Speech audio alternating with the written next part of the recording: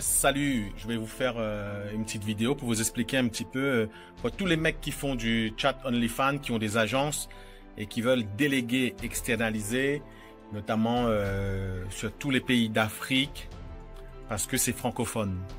Alors vous voyez les gars, OnlyFans, mime, c'est quelque chose d'assez spécial.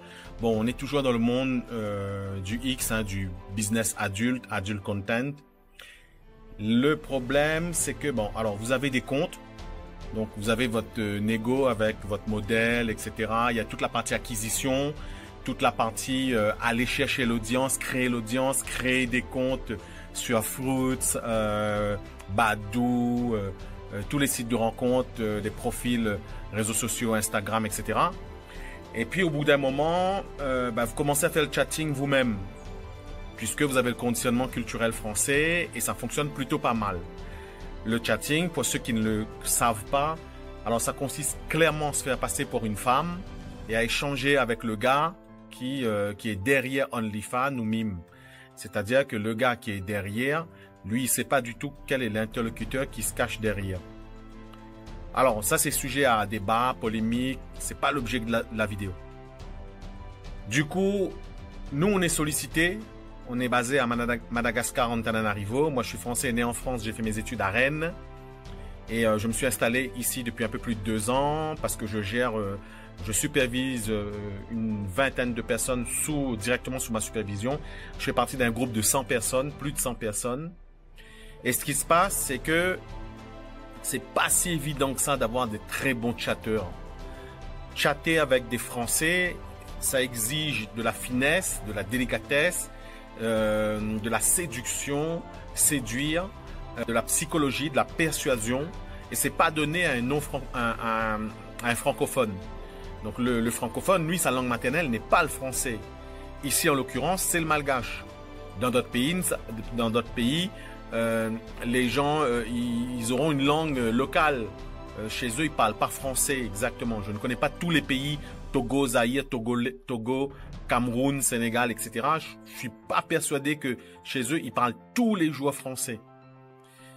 Donc, vous voulez externaliser et en même temps, vous voulez aussi de la qualité. Donc, nous, managers de ce genre de centre, on doit former les gars et les nanas, puisque c'est plutôt les gars qui font les nuits. Les nanas font plutôt la journée. Et c'est pas si évident que ça pour nous. Et du coup, ça demande un temps d'adaptation.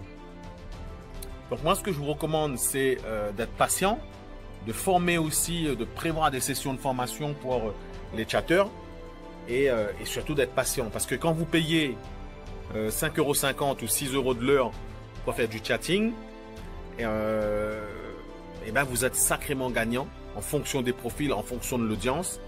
Nous, par exemple, notre agence, on ne prend pas de commission. Donc, sur du chatting français, des chatteurs en France métropolitaine, les gars, ils prennent des commissions. Donc là, ça peut être aussi intéressant pour eux. Nous, on ne prend pas de commission. Donc, c'est à vous de faire votre calcul sur tous les PPV, tous les contenus, tous les abonnements, les renews, etc. Les vidéos sur mesure. C'est à vous de faire votre calcul, de faire un essai pendant une semaine. Normalement, au bout d'une semaine, 8 jours, vous savez si c'est rentable ou pas. Après, ça peut être cyclique, puisque au début du mois, vous avez énormément de personnes qui vont consommer du contenu. En milieu de mois, ça va être relativement calme. Et puis, en fin de mois, c'est le désert, quoi. Voilà. Après, vous avez plusieurs stratégies. Vous avez, nous, par exemple, pour OnlyFans, on travaille avec un outil qui s'appelle Inflow.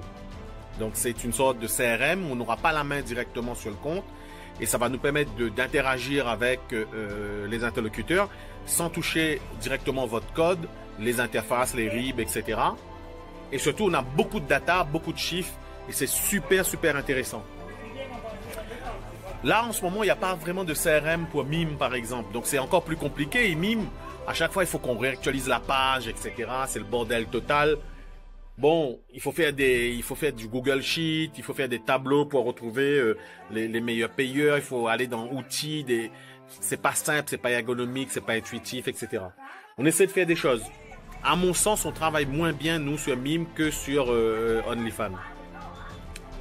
Voilà, je vous ai un petit peu balayé le panorama, vous lâchez un petit peu mon ressenti sur ces éléments-là. En ce qui concerne le chatting sur OnlyFans, chatting sur Mime, en 2024 et notamment sur tout ce qui est délégation de chatting à des agences comme nous avec des chatteurs francophones, non français et qui n'ont pas le mindset obligatoirement français. Voilà. Si vous avez besoin de chatteurs, bipez-nous dans les liens, contactez-nous, contactez-moi. On en discutera, on fera une simulation, on fera un test. Et en tout cas, on fera tout ce qui est possible pour vous donner entière satisfaction.